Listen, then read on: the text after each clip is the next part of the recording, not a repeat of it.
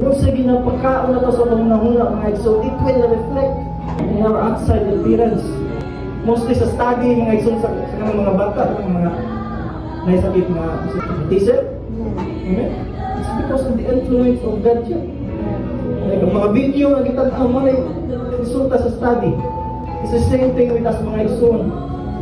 Kung kada adlaw atong kahalubilo atong mga kauban sa gawas, amen, kada adlaw sige tag cellphone ang mga gawas mga igsoon, mga sige sayo, praise God, then your life will reflect mga igsoon. Hallelujah. That's why sa kanunay magbinatayog ta mga igsoon, praise God, hallelujah, because it can affect our spiritual lives. Ang Kristohanon mga igsoon supposed to be nagbasa o Biblia di cellphone. Kuya, ang Kristohanon mga igsoon nagsubay sa kabubuton sa Dios dili sa kalibutan. Praise God, labaw sa tanan ang Kristohanon gikanabuhi ang pulong sa Dios dili ang opinyon ni kalibutan. Basa sa Biblia. Dapat please na to kanang routine sa kinabuhi. Praise God, nga iligmata na to dili cellphone na to namon kundi ang pag-ampo sa Dios. Hallelujah. Kung ka na matulog dili nga cellphone ato pag-ampo sa Dios. Hallelujah. Pagpasa Biblia pa sa memory verse. Amen.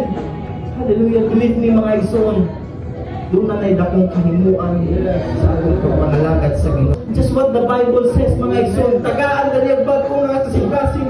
Hallelujah. Of new spirit ka na ito mga igsoon. Hallelujah. Once the Holy Ghost, makalisip na tayo mga igsoon. Hallelujah. We choose love over pride. Hallelujah. We choose humbleness. Hallelujah. Over anger.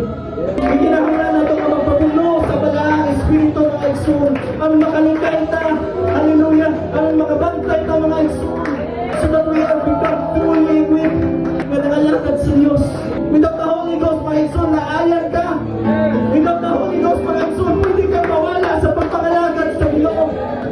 Without the Holy Ghost mga igsoon, hallelujah. Tawang lang ang tanang nilumpag. Dunay security.